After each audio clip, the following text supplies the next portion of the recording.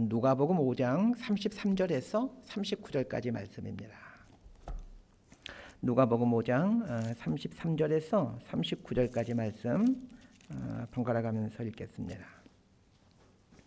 제가 먼저 읽습니다. 그들이 예수께 말하되 요한의 제자는 자주 금식하며 기도하고 바리새인의 제자들도 또한 그리하되 당신의 제자들은 먹고 마시나이다.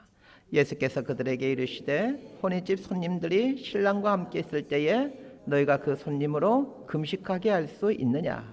그러나 그날이 이르러 그들이 신랑을 빼앗기리니 그날에는 금식할 것이니라.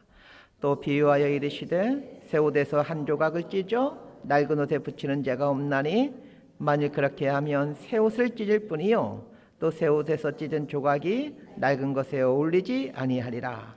새 포도주를 낡은 가죽 부대에 넣는 자가 없나니 만일 그렇게 하면 새 포도주가 부대를 터뜨려 포도주가 쏟아지고 부대도 못 쓰게 되리라. 새 포도주는 새 부대에 넣어야 할 것이니라. 39절 함께 읽습니다. 묵은 포도주를 마시고 새 것을 원하는 자가 없나니 이는 묵은 것이 좋다 함이니라. 아멘. 기도하고 말씀 선포합니다. 하나님 아버지, 하나님 앞에 서서 하나님을 예배를 드립니다. 한 주간 동안 찌들었던 우리들의 어떤 가치관, 생각들, 습성들 다시 한번 주 앞에 나와 이 세상의 것들을 저항하고 이 세상과 싸워가기를 결단하는 예배 시간이 될 수 있기를 원합니다. 그래야 이 주일이 저희들의 이 평일의 삶을 새롭게 바꿔갈 수 있는 그런 생명의 날이 될 수 있도록 또 예배 시간이 생명의 시간이 될 수 있도록 은혜를 내려 주옵소서. 예수님 이름으로 기도드리옵나이다. 아멘. 우리가 종종 맹점이라는 단어를 쓰곤 하는데 이 허점이라는 의미로 사용되는 단어입니다. 맹점이라는 영어 단어에는 블라인드 스폿이라는 단어인데 한자어로는 한번 자막에 준비했습니다. 저렇게 쓰고 있습니다. 맹인할 때 그 맹과 지점을 뜻하는 단어인 점점자로 되어져 있습니다. 맹점이라는 단어를 풀이하면 보지 못하는 부분이라는 뜻입니다. 그런데 이 맹점이라는 단어는 해부학에서 쓰는 용어로 우리들의 눈에 있는 특정 부분을 뜻하는 단어입니다. 사람의 눈이 무엇인가를 볼 수 있는 것은 망막에 있는 시각세포 때문인데 망막의 어느 부분에는 이 시각세포가 없는 곳이 있습니다. 그것을 맹점이라고 부릅니다. 모든 사람의 망막에는 이 시각세포가 없는 부분인 이 맹점이 있습니다. 그러면 인간의 망막에는 왜 시각세포가 없는 부분인 이 맹점이 있는 것일까요? 시각세포는 사물을 보게 하는 기능을 하는데 시각세포는 사물을 인지한 후 이 정보를 시신경을 통해 뇌로 전달하게 됩니다. 그러면 뇌가 이 사물이 무엇인지를 우리에게 알려주죠. 이런 과정을 통해서 우리는 사물을 보고 또 사물을 인지해 갑니다. 그런데 시각세포가 인지한 정보를 전달하는 시신경들이 이제 안구에서 빠져나와 뇌로 가게 되는데 그 안구에서 뇌로 가는 부분에는 그 시각세포가 들어설 틈이 없습니다. 쉽게 말하면 그 시신경이 지나가는 길에는 시각세포가 없다는 것입니다. 그런 면에서 맹점이라는 부분은 보는 역할을 하는 것이 아니라 정보를 전달하는 역할을 하는 곳이다 라고 이해하시면 됩니다.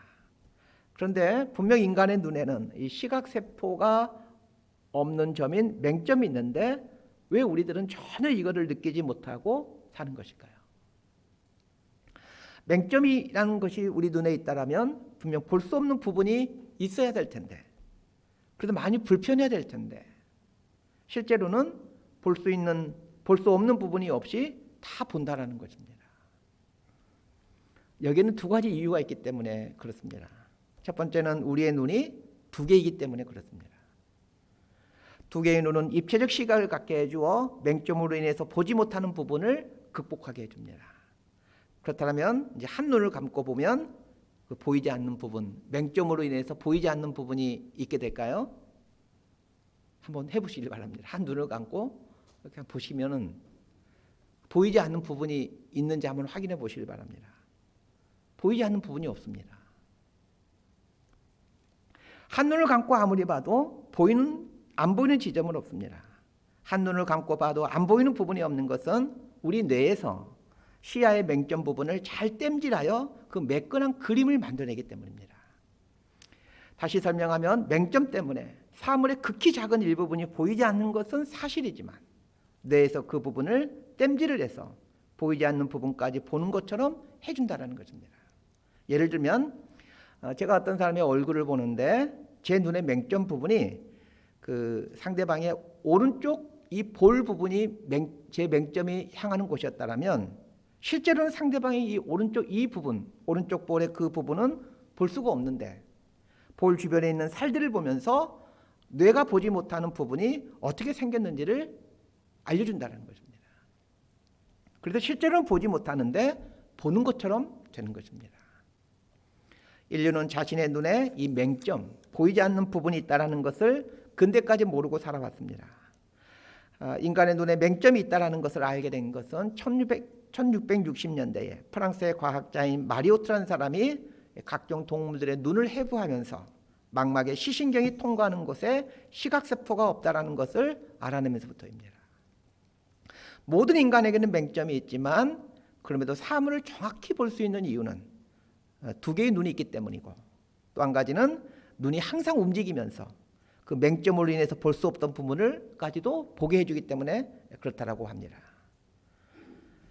즉 다양한 시각이 이 맹점의 한계를 극복해낸다는 것입니다. 맹점이라는 단어는 은유적으로 허점, 보지 못하는 점, 연약한 부분 이런 의미로 사용되곤 합니다. 인간의 허점, 보지 못하는 점, 연약함을 극복해낼 수 있는 방법은 위에서 말한 것처럼 다양한 시각을 갖는 것입니다. 다양한 시각을 갖게 되면 미처 보지 못했던 부분, 즉 볼 수 없었던 부분인 맹점까지도 보게 되어 보다 온전함에 이르게 됩니다. 오늘 본문은 바리새인과 서기관들이 예수님과 논쟁하는 사건입니다. 무엇을 갖고 논쟁합니까? 기독교 신앙생활의 중요한 경건 훈련 중의 하나인 금식을 가지고 논쟁을 합니다. 오늘 본문을 통해서 우리가 해야 될 것은 오늘 본문이 금식에 대한 이야기이지만 금식뿐만 아니라 신앙생활에 나타나는 여러 가지 전통들, 형식들, 종교의식 이런 것에 대해서 어떤 시각을 갖고 있어야 되는가에 대한 이야기로 확장시킬 줄 알아야 합니다. 만약 다양한 시각을 갖지 못하게 된다면 오늘 본문에 나오는 이 바리새인과 서기관들처럼 진리신 예수님을 대적하는 우를 범하게 됩니다. 오늘 본문은 금식에 대해서 바리새인과 예수님 간의 논쟁인데 똑같은 내용을 다루고 있는 마태복음과 마가복음에 보게 되면 누가복음 본문과는 조금 다른 내용이 나옵니다. 누가복음을 보게 되면 예수님과 논쟁하고 있는 사람들이 바리새인과 그들의 서기관이다라고 나와 있습니다. 그런데 마태복음에는 요한의 제자들이다라고 나와 있고 마가복음에서는 요한의 제자들과 바리새인들이라고 나와 있습니다. 무엇이 사실이겠습니까? 이 세 개의 복음서를 종합해 보면 요한의 제자들과 바리새인들이 맞는 것 같습니다. 그러니까 오늘 본문을 보면서 예수님께 와서 금식에 대한 논쟁을 하고 있는 사람들이 바리새인들뿐만 아니라 요한의 제자들도 있었다라는 것을 염두에 두셨으면 합니다. 요한의 제자들이 또 예수님께 와서 논쟁하였다라는 것은 우리들에게 긴장을 줍니다. 그 훌륭했던 세례 요한에게 가르침을 받은 제자들까지도 예수님에 대항하는 우를 범하고 있기 때문에 그렇습니다.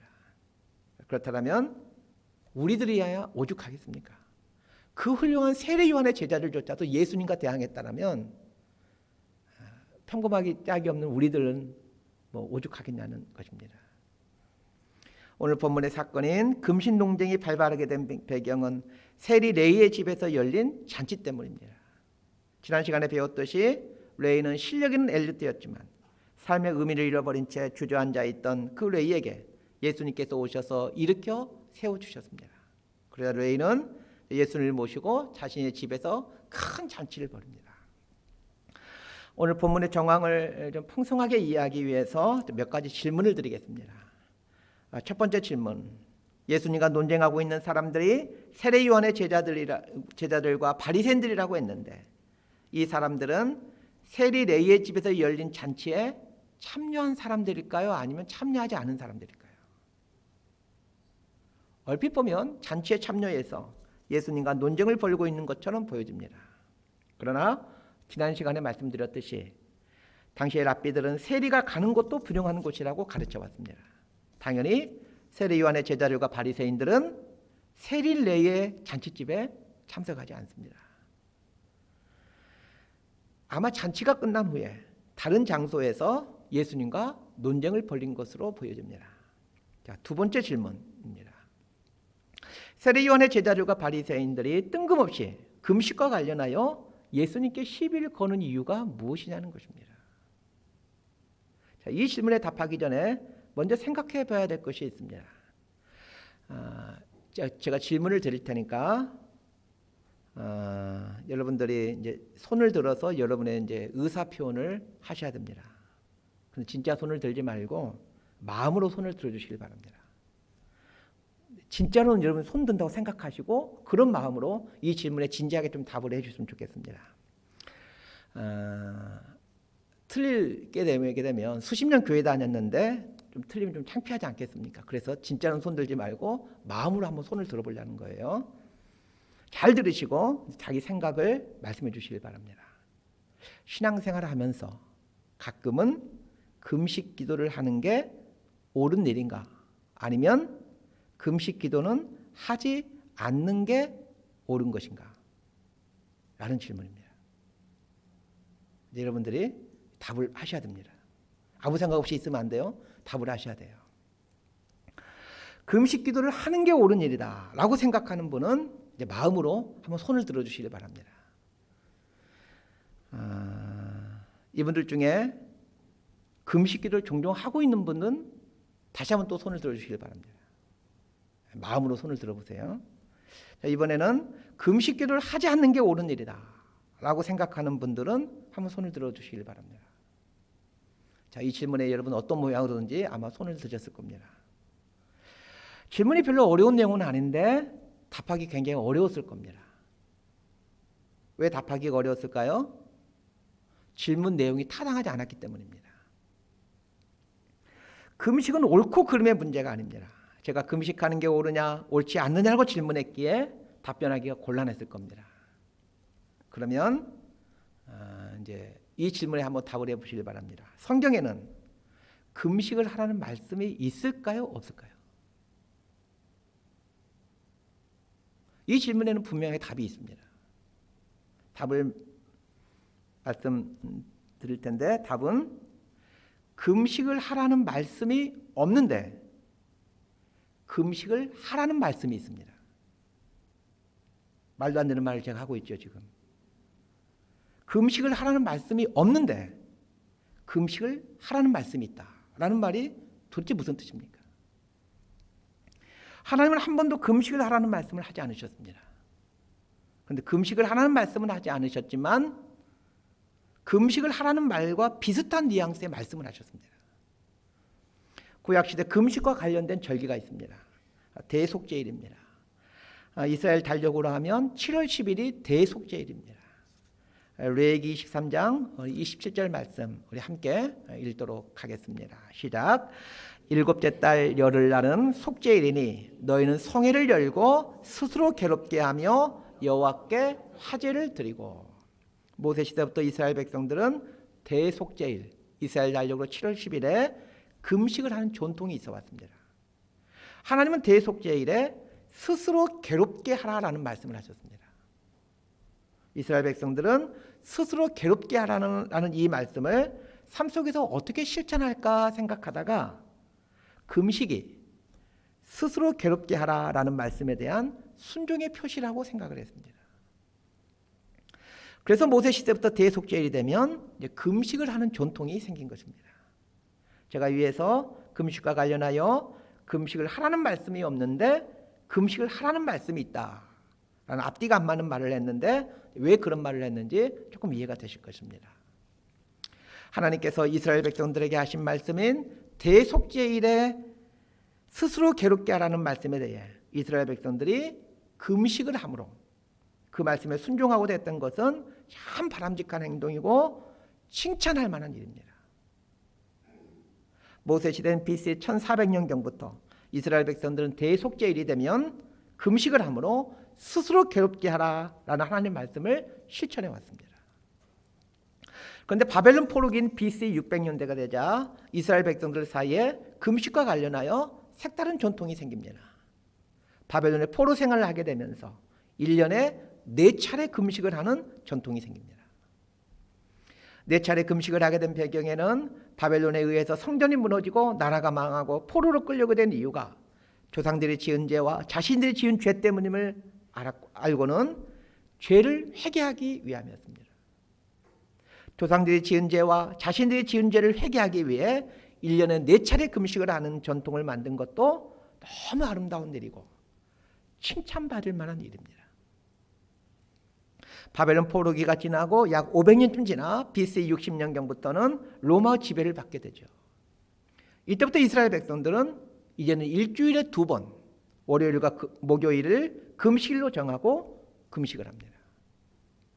일주일에 2번씩이나 금식을 하게 된 이유 역시 자신들의 죄로 인해 이방인의 지배를 받고 있는 것에 대한 회개를 하기 위함이었습니다. 금식을 하며 하나님께 통회하고 회개하겠다라는 것은 분명 칭찬받을 만한 일이고 하나님이 기뻐하실 만한 일입니다. 그런 면에서 우리 믿는 사람들은 이 금식 훈련을 할 필요가 있습니다. 위에서 금식에 대한 변천사를 설명했는데 금식에 대한 이야기를 들으면서 여러분이 깨달으셔야 될 것이 있습니다. 금식, 밥을 굶는 것은 형식이고 금식의 내용은 회개와 자복이라는 것입니다. 회개하고 자복하기 위해서 금식하는 것이지 금식 자체가 목적이 아닙니다. 구약시대 이스라엘 백성들의 신앙생활을 보게 되면 이 금식이라는 형식은 철저하게 지켜주고 있었지만 아니 하나님께서 말씀하신 것보다 더 자주 금식을 하고 있었지만 금식의 내용, 금식의 본질과는 너무나도 동떨어진 금식을 하고 있었습니다. 이사야서 말씀을 보게 되면 그 이스라엘 백성들이 어떻게 금식하고 있는지가 잘 나타나고 있습니다. 우리 이사야서 58장 3절에서 7절까지 말씀 우리 자막을 보면서 함께 읽도록 하겠습니다. 시작. 우리가 금식하되 어찌하여 주께서 보지 아니하시오며 우리가 마음을 괴롭게 하되 어찌하여 주께서 알아주지 아니하시나이까. 보라 너희가 금식하는 날에 오락을 구하며 온갖 일을 시키는도다. 보라 너희가 금식하면서 논쟁하며 다투며 악한 주먹으로 치는도다. 너희가 오늘 금식하는 것은 너희의 목소리를 상달하게 하려는 것이 아니니라. 이것이 어찌 내가 기뻐하는 금식이 되겠으며 이것이 어찌 사람이 자기의 마음을 괴롭게 하는 날이 되겠느냐. 그의 머리를 갈대같이 숙이고 굵은 배와 재를 펴는 것을 어찌 금식이라 하겠으며 여호와께 연락될 날이라 하겠느냐. 내가 기뻐하는 금식은 흉악의 결박을 풀어주며 멍에의 줄을 끌려주며 압제당하는 자를 자유하게 하며 모든 멍에를 꺾는 것이 아니겠느냐. 또 줄인 자에게 양식을 나눠주며 유리하는 빈민을 집에 들이며 헐벗은 자를 부면 입히며 또 내 권력을 피하여 스스로 숨지 아니하는 것이 아니겠느냐. 이사야 선지자가 활동하던 시대는 기원전 700년경입니다. 이 당시 이스라엘 백성들이라면 누구나 금식을 하고 있었습니다. 그런데 금식은 하는데 금식의 내용, 금식의 본질에서 너무나도 벗어난 금식을 하고 있었습니다. 하나님께서 이사야 선지자를 통해서 전달해주는 금식의 내용, 금식의 본질이 무엇입니까? 다른 사람에게 씌워준 흉악의 결박을 풀어주며 압제당하는 자를 자유하게 하며 줄인 자에게 양식을 주며 유리하는 빈민을 집에 들이며 헐벗은 자에게 입히는 것이 금식의 본질 내용이라고 말씀합니다. 생각해 보십시오. 줄인 자에게 양식을 주게 되면 줄인 자는 밥을 먹게 되므로 금식과는 정반대 행동을 하게 됩니다. 유리하는 빈민을 집에 들인다라는 말은 그 유리하는 빈민에게 식사를 제공한다라는 말입니다. 이것 또한 금식과 정반대적인 모습이 나타날 수밖에 없습니다. 그런데 하나님은 이런 것이 진짜 금식이라고 말씀합니다. 그러니까 단순히 밥을 굶는 것이 금식이 아니라 다른 사람에게 씌워준 결박을 풀어주는 것이 금식이고 다른 사람의 고통을 덜어주는 것이 금식이고 굶주린 사람에게 양식을 주는 것이 진짜 금식이라는 것입니다. 하나님이 원하시고 기뻐하는 금식 생활이 이런 것인데 이스라엘 백성들은 밥을 굶고 머리에 재를 뿌리는 행동을 하는 것이 금식 생활이다 라고 생각해 왔던 것입니다. 위에서 말씀드렸지만 예수님 시대에는 일주일에 2번씩 월요일과 목요일에 금식하는 것이 일상이 되었습니다. 누가복음 18장 12절에 보게 되면 예수님께서 그 바리새인과 세리 비유를 해주시면서 그 바리새인의 삶에 대해서 그 바리새인의 입을 통해서 이렇게 말을 하게 합니다. 나는 일해에 2번씩 금식하고 또 소득의 11조를 드리나이다.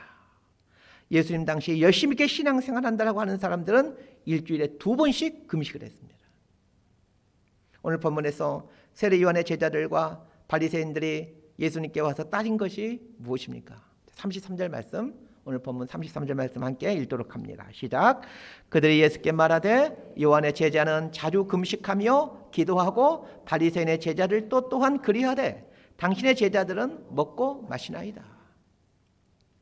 예수님 당시 신앙적으로 열심히 있는 사람들이라면 일주일에 2번씩 금식했는데 예수님은 그렇게 하지 않으셨습니다. 그런데 세례 요한의 제자들과 바리새인들이 예수님께 와서 당신은 왜 금식하지 않느냐 이러면서 예수님을 비판합니다. 아마도 예수님이 세례 예의 집에서 잔치를 벌인 날이 월요일이나 목요일이었던 것 같습니다. 예수님께 와서 왜 당신은 금식하지 않느냐 11일 거는 이 바리새인들의 모습을 한번 잘 묵상해 보시길 바랍니다. 그러면 아까 우리가 위에서 읽었던 이사야서 58장 4절 말씀인 보라 너희가 금식하면서 논쟁하며 다투며 악한 주먹으로 치는도다 라는 그 말씀에 나오는 그 모습 아닙니까? 예수님은 단 한 번도 바리새인들이 열심을 갖고 금식하는 것에 대해서 정죄하거나 비판하신 적이 없습니다. 금식을 한다고 하면서 금식의 본래의 내용과 정신의 정반대적인 행동인 다투며 논쟁하며 악한 주먹으로 치는 일을 하는 것에 대해서 부정하고 계시는 겁니다. 금식을 하는 목적은 하나님 앞에 나를 세워놓고 나의 죄를 통회하며 슬퍼하기 위함입니다. 죄를 통회하며 죄를 짓는 자신을 용서해달라는 것을 표현하기 위해서 금식하는 것입니다. 예수님은 세리레이의 집에서 거하게 잔치를 즐기고 계십니다. 그런데 예수님의 이 행동을 유심히 보시길 바랍니다. 위에서 금식에 대한 이사야서 말씀을 읽어드렸는데 이사야서 58장 6절 말씀을 그대로 읽고 있는 행동 아닙니까? 우리 이사야서 58장 6절 말씀 우리 자막을 보고 함께 읽도록 합니다. 시작. 내가 기뻐하는 금식은 흉악의 결박을 풀어주며 멍에의 줄을 끌려주며 압제당하는 자를 자유하게 하며 모든 멍에를 꺾는 것이 아니겠느냐. 지난 시간에 말씀드렸듯이 세리는 이스라엘 백성들이 상종하지 않는 사람이고 세리가 들어간 곳도 부정한 곳이라고 랍비들은 가르쳐왔습니다. 세리는 부정함이라는 결박, 로마 앞잡이라는 결박에 묶인 채 살아가는 사람들입니다. 예수님께서 굳이 세리 레위의 집에 가서 잔치를 하신 이유가 무엇이겠습니까? 세리 레위를 결박하고 있는 이 부정함이라는 결박, 로마의 앞잡이라는 그 결박에서 풀어주어서 자유하도록 하기 위함이었습니다. 그러면서 예수님은 진수성찬을 즐기시면서 금식을 하고 있는 것입니다.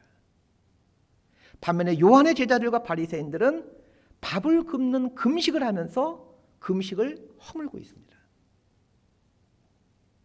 잘 생각해 보시기 바랍니다. 예수님은 잔치를 즐기시면서 금식을 하고 있고 요한의 제자들과 바리새인들은 밥을 굶으면서 금식을 허물고 있습니다. 모든 종교에는 의식이 있습니다. 그리고 그 의식에는 반드시 본래의 의도가 있습니다. 우리 기독교에도 여러 가지 좋은 전통과 의식이 있습니다. 기독교의 전통과 의식에도 담겨진 본래의 의미가 있습니다. 그 본래의 의미를 구현해 가지 않는다면 실제로는 헛된 일을 하고 있는 것입니다. 더 무서운 것은 그 본래의 의미를 구현하지 않는 종교의식이나 전통은 다른 사람을 찌르는 무서운 흉기로 둔갑하더라는 것입니다. 오늘 본문에서 세례 요한의 제자들과 바리새인들이 금식이라는 이 아름다운 전통을 예수님을 찌르는 빗으로 사용하고 있는 것처럼 말입니다. 그 훌륭했던 세례 요한의 가르침을 받은 제자들조차도 금식이라는 이 아름다운 종교 전통을 갖고 예수님을 찌르고 있었다면 저와 여러분들은 두말할 필요가 없습니다. 무엇이 진짜 금식인지를 말씀하시기 위해 예수님은 두 가지 비유를 해주십니다. 옷에 대한 비유와 포도주에 대한 비유입니다. 36절에서 38절까지 말씀 함께 읽도록 하겠습니다. 시작. 또 비유하여 이르시되 새 옷에서 한 조각을 찢어 낡은 옷에 붙이는 자가 없나니 만일 그렇게 하면 새 옷을 찢을 뿐이요 또 새 옷에서 찢은 조각이 낡은 것에 어울리지 아니하리라. 새 포도주를 낡은 가죽 부대에 넣는 자가 없나니 만일 그렇게 하면 새 포도주가 부대를 터뜨리어 포도주가 쏟아지고 부대도 못 쓰게 되리라. 새 포도주는 새 부대에 넣어야 할 것이니라. 옷과 포도주가 어떤 의미가 있는지 먼저 생각해 봐야 됩니다. 옷은 의식주 중에 의입니다. 옷이 없이는 사람이 살 수가 없습니다. 포도주는 이스라엘 백성들에게는 음료 역할을 합니다. 의식주의 식이라고 할 수 있습니다. 인간의 생존에 있어서 가장 필수적인 부분들이 이 옷과 포도주, 의와 식입니다. 옷에 대한 이야기는 생략하고 오늘 시간 관계상 포도주에 대한 이야기만 말씀드리겠습니다. 예수님 당시에는 포도주를 담아놓는 병이 없던 시대인지라 가죽 부대에 포도주를 담아서 보관하곤 했습니다. 여기에 등장하는 가죽 부대란 염소 가죽으로 만든 가죽 부대입니다.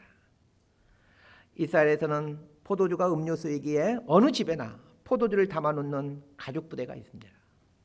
그런데 낡은 가죽 부대에 새 포도주를 넣게 되면 낡은 가죽 부대가 터져버리게 됩니다.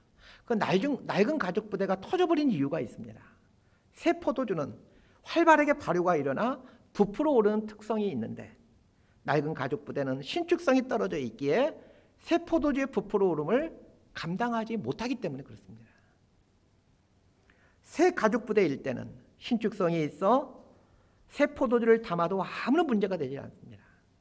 그런데 가죽 부대가 낡게 되면 자연스럽게 신축성이 떨어져 버리게 됩니다. 그래서 낡은 가죽 부대에 새 포도주를 넣게 되면 터져 버리기 때문에 낡은 가죽 부대에는 새 포도를 넣지 않고 더 이상 발효되지 않는 오래된 포도주를 보관하는 것입니다.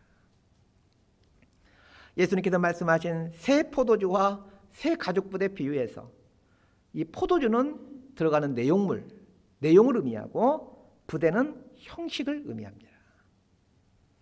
종종 급진적이고 개혁적인 사람들은 형식 같은 건 중요하지 않다라고 말을 합니다. 그렇지 않습니다. 형식은 참으로 중요합니다. 왜냐하면 형식이 있어야 내용물을 담을 수 있기 때문에 그렇습니다. 중요한 것은 형식이 중요하지 않다라고 생각하여 그걸 버리면 안 되고 그 형식을 새롭게 만들어가야 한다는 것입니다. 형식과 관련한 핵심은 버림이 아니라 개혁, 새롭게 만듦입니다. 그런데 형식에 있어서 핵심은 버림이 아니라 새롭게 만듦인데 종교의 영역에 있어서 새롭게 만듦이란 항상 본질로 돌아가는 것입니다. 종교개혁자들이 종교개혁을 하면서 모토로 삼았던 말이 있습니다. 아드 뽕떼라는 말입니다. 라틴어인데 이 말의 뜻은 본질로 돌아가자 혹은 고존으로 돌아가자라는 뜻의 단어입니다. 이 고존으로 돌아가자라는 말은 원문으로 돌아가자라는 뜻입니다. 종교개혁을 가능하게 했던 몇 가지 이유가 있는데 그 중에 하나가 그 당시 유행했던 르네상스 운동을 듭니다. 르네상스의 모토 중에 하나가 원문으로 돌아가자라는 것입니다. 르네상스를 문해의 부흥 운동이라고 말하는 이유가 여기에 있습니다. 제가 설교 시간에 원어를 종종 설명하곤 하는데 원어를 잘 못하면서도 원어를 설명하는 이유는 그 원문, 본래의 것으로 돌아가기 위함입니다. 종교개혁자들은 중세 캐톨릭이 그 타락을 하게 된 것을 비판하며 새로운 형태의 종교를 만들자고 외치지 않았습니다. 아드 뽕떼, 본질로 돌아가자라고 외쳤습니다. 본질로 돌아가자라고 외쳤던 이유는 당시의 모든 종교 의식과 전통 안에 들어있어야만 하는 그 본래의 것이 다 사라져버렸기 때문입니다. 결국 본질로 돌아가자는 종교개혁자들의 외침은 타락한 카톨릭의 눈에는 종교적인 전통을 무시하고 새로운 종교를 만드는 반역행위로 보여졌던 것입니다. 그래서 종교개혁을 주장하는 사람들을 가리켜 반대자, 반역자라는 뜻의 프로테스탄트라고 불렀던 것입니다. 종교개혁은 캐톨릭을 반대하겠다는 운동이 아니라 본래의 캐톨릭으로 돌아가자라는 운동입니다. 그리하여 그 날것의 기독교를 회복하자는 운동입니다. 본질로 돌아가자는 것이 개신교의 밑바탕에 깔려있는, 쉽게 말하면 개신교를 개신교 되게 하는 근본 정신입니다. 그럼에도 개신교는 끊임없이 본질로 돌아가기 위한 시도를 멈추지 말아야 합니다. 만약 개신교가 본질로 돌아가기 위한 이 시도를 멈춰버린 순간, 그 순간부터 개신교는 개신교가 될 수 없습니다. 개신교의 개신이라는 말이 무슨 뜻입니까? 고칠 게 새로울 신입니다. 고쳐서 새롭게 한다는 말입니다. 그래서 개신교 교회는 고쳐서 새롭게 하는 것이 일상이 되어야 합니다. 만약 이것을 멈추는 순간 우리는 개신교 교회가 되지 못합니다. 가죽부대는 시간이 지나면 반드시 낡은 가죽부대가 됩니다. 이 세상에 존재하는 모든 것들은 시간이 지나면 낡아집니다. 이 사실을 빨리 인지하셔야 됩니다. 설교 전반부에서 금식에 대한 유래를 설명해 드렸습니다. 사실 하나님은 한 번도 이스라엘 백성들에게 금식하라 라는 말씀을 하지 않으셨습니다. 다만 대속죄일에 스스로 괴롭게 하라 라는 말씀을 하셨을 뿐입니다. 스스로 괴롭게 하라는 말씀을 지키기 위해 이스라엘 백성들이 금식이라는 형식을 만들어냈습니다. 참 잘한 일입니다. 박수칠 일입니다. 금식을 함으로 스스로 괴롭게 하라는 하나님 말씀을 이루어 간다면 너무나도 아름다운 일입니다. 그런데 실상은 어떠했습니까? 시간이 지나면서 스스로 괴롭게 하라라는 이 내용은 사라져버리고 형식만 남게 되었다라는 것이고, 그 형식이 절대시 되었다라는 것입니다. 이스라엘 백성들은 알아야 할 것이 있었습니다. 이 땅에 있는 모든 형식은 시간이 지남에 따라 반드시 낡아진다는 것을 말입니다. 사람도 시간이 지나면 육체가 점점 낡아집니다. 육체가 점점 낡아지면 몸에 이상이 생깁니다. 육체가 낡아지면서 몸에 이상이 생기는 것은 하나님이 정하신 법칙입니다. 그래서 우리는 나이가 들어가면서 육체에 병이 생기는 것을 보면서 깨달음을 얻어야 합니다. 아이고 아파라. 거기서 끝나면 안 됩니다. 육체에 노화되면서 병이 생기는 걸 보면서 육체가 낡아져 가면 몸에 이상이 생기듯이 교회에 있는 전통이나 형식 역시 시간이 지나면 낡아지게 되고, 낡아지게 되면 본래의 목적과 내용에서 멀어지게 된다는 것을 깨달으셔야 됩니다. 그런데 진짜 문제가 무엇입니까? 시간이 지나면서 낡아지는 것이 자연스러운 일이고, 낡아짐으로 문제가 생기는 것이 자연스러운 일인데 이것을 보지 못한다는 것입니다. 서두에서 말한 대로 맹점, 보지 못하는 부분입니다. 이 맹점이 있다는 것을 인정해야 되는데, 모든 사람들이 자신의 눈에 맹점이 있다는 것을 인지하지 못하고 살고 있듯이 신앙생활에 자리 잡고 있는 이 맹점을 보지를 못합니다. 그래서 전통을 고수하고 형식을 절대시해 버리는 것입니다. 예수님께서 해주신 포도주와 가죽부대 비유를 보십시다. 예수님은 당신을 새 포도주이다라고 말씀하십니다. 오래된 포도주라고 말씀하지 않고 새 포도주이다라고 말씀하십니다. 그러면서 낡은 가죽부대는 새 포도주를 담을 수 없다라고 말씀하십니다. 이 말씀이 얼마나 무서운 말씀인지를 알아야 합니다. 낡은 가죽부대는 구체적으로 무엇입니까? 1차적으로는 세례 요한의 제자들과 바리새인들의 그 신앙 행태를 말하겠지만, 좀 더 깊이 들어가 보면 본래의 것에서 벗어난 형식과 틀을 말합니다. 포도주는 발효하여 부풀어 오른다는 특징이 있기에 포도주를 담기 위해서라면 부대는 반드시 포도주의 발효를 수용할 만한 신축성을 갖고 있어야만 합니다. 전통이나 의식이나 형식이 절대시되었다라는 말은 이 신축성이 사라진 낡은 가죽 부대가 되었다는 뜻입니다. 예수님은 당신을 가리켜 새 포도주라고 말씀하십니다. 그러기에 낡은 가죽 부대는 예수님을 담을 수가 없습니다. 예수님 당시 유대의 종교 지도자들이 꼭 이래하였습니다. 당시의 유대교 전통과 의식과 형식은 새 포도주인 예수님을 도저히 담아낼 수가 없었습니다. 그래서 끊임없이 예수님과 종교 지도자 간에 갈등이 있었던 것입니다. 그러면 묻고 싶습니다. 오늘날 우리 조국교회는 새 포도주이신 예수님을 담을 만한 새 부대일까요? 아니면 신축성이 떨어진 낡은 부대일까요? 거창하게 우리 조국교회까지 생각하지 말고 우리 각자는 새 포도주이신 예수님을 담을 만한 신축성이 살아있는 새 가죽 부대인가요? 아니면 새 포도주이신 예수님을 담을 수 없는 낡은 가죽 부대일까요? 위에서 새 가죽 부대가 낡은 가죽 부대로 변하는 원인은 딱 한 가지라고 말씀드렸습니다. 시간의 지남입니다. 시간이 지나면 모든 것은 낡아지게 됩니다. 우리의 신앙도 마찬가지입니다. 그래서 오래 신앙생활하고 교회 중직자가 되었다면 낡은 가죽 부대가 되었을 가능성이 아주 높습니다. 그래서 자신이 신앙생활하는데 50년이 되었다면 나는 50년 묵은 낡은 가죽 부대, 나는 50년 묵은 낡은 가죽 부대, 늘 이렇게 외치며 살아야 합니다. 자신이 낡은 가죽 부대라는 것을 인지하는 사람만이 자신이 새 가죽 부대가 되어야 될 필요성을 깨닫게 됩니다. 그런데 자신이 낡은 가죽 부대라는 것을 인지하는 것도 어렵고, 설사 자신이 낡은 가죽 부대라는 것을 인지하게 되더라도 새 가죽 부대로 변하는 것은 더 어렵습니다. 그래서 대부분의 교회와 대부분의 그리스도인들에 나타난 현상이 있습니다. 새 포도주신 예수님을 거부해버리는 것입니다. 새 포도주신 예수님을 거부하게 되면 낡은 가죽 부대를 그대로 유지할 수 있기 때문입니다. 그것이 편하기 때문입니다. 그런데 낡은 가죽 부대를 고수하면 새 포도주인 예수님이 들어올 수 없게 예수님의 생명이 갖고 있는 그 역동성이 사라져버리게 됩니다.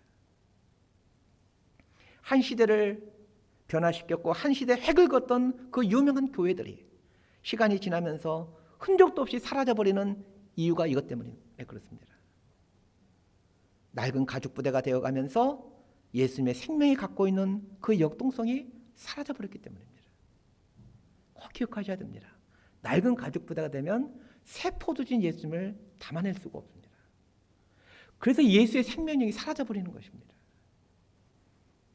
그러면 모든 가죽 부대는 시간이 지나면 반드시 낡은 가죽 부대가 될 수밖에 없는데, 어떻게 이 낡은 가죽 부대에서 새 가죽 부대로 변해갈 수 있는 것일까요? 예수님께서 해주신 말씀에 답이 있습니다. 자, 누가복음 9장 23절 말씀 자막을 보고 함께 읽겠습니다. 시작. 또 우리에게 이르시되 아무든지 나를 따라오려거든 자기를 부인하고 날마다 제 십자가를 지고 나를 따를 것이니라. 예수님은 낡은 가죽 부대가 새 가죽 부대 될 수 있는 방법 두 가지를 말씀하십니다. 첫 번째는 자기를 부인하는 것이고, 두 번째는 날마다 자기 십자가를 지는 것입니다. 자기를 부인한다라는 말은 자기에 대해 죽는다라는 말입니다. 자기에 대해 죽어야 새 포도 주신 예수님이 내 삶 안으로 들어올 수가 있습니다. 나의 이익과 자리를 생각하는 사람이 새 부대가 될 수 없는 이유는 분명합니다. 예수님이 들어설 공간이 없기 때문입니다. 그래서 우리 성도님들에게 부탁드립니다. 교회가 항존지 투표를 할 때 자기 이익을 생각하고 자기 자리 생각하고 자기 명예 생각하는 사람은 절대로 뽑으면 안 됩니다. 그것은 교회에 예수님이 들어설 틈을 사장시켜버리는, 막게 되는 끔찍한 범죄행위가 됩니다. 새 부대가 되기 위한 두 번째 조건은 날마다 십자가를 선택하는 삶을 사는 것입니다. 자신의 이익, 자리 이런 거 생각하지 않고 내가 져야 될 십자가가 무엇일까? 그것을 생각하며 십자가를 선택하는 삶을 살게 될 때 우리 교회는 예수님이 거하시는 새 부대가 되어가게 됩니다.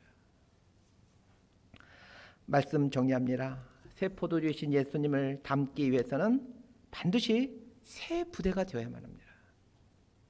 오늘 설교의 목적은 딱 하나입니다. 여러분 이것만 여러분 마음속에 간직하고 돌아가셨으면 좋겠습니다.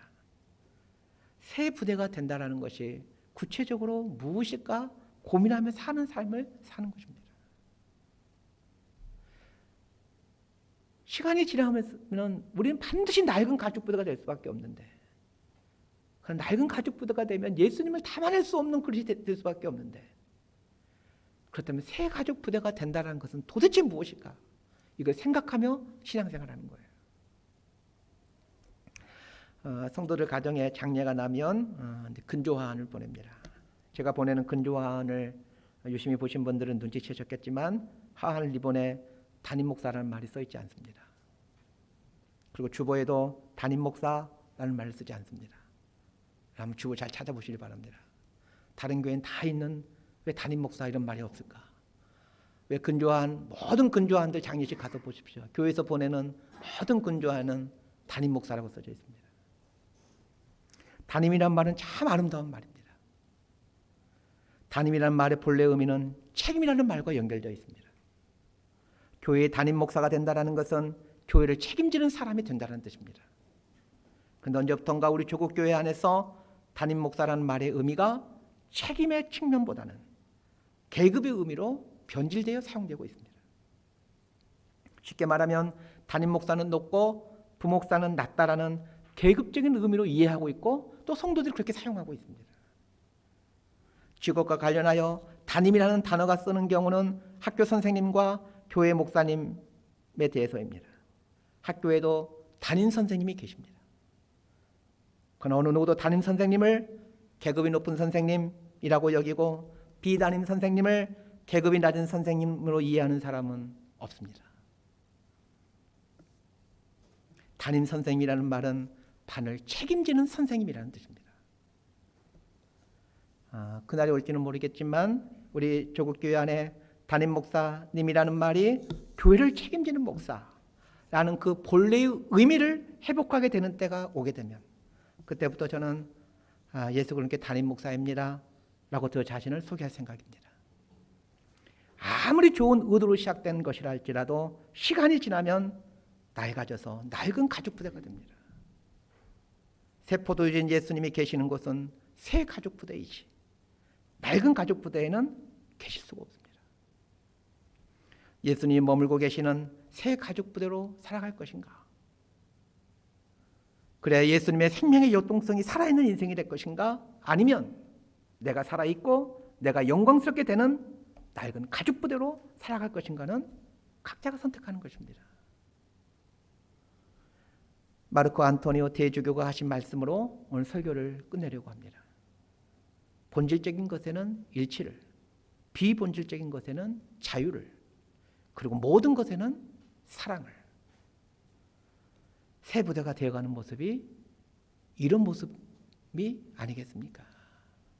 이렇게 살아가는 저희 여러분들 모두가 될 수 있게 되기를 진심으로 소망하고 축복합니다. 기도하겠습니다. 주님, 아무리 좋은 전통도 좋은 의식도 시간이 지나면 낡은 가죽 부대가 된다는 것을 알게 됩니다. 오늘 주님은 우리에게 낡은 가죽 부대에서 새 가죽 부대가 되어가라고 요청하고 있습니다.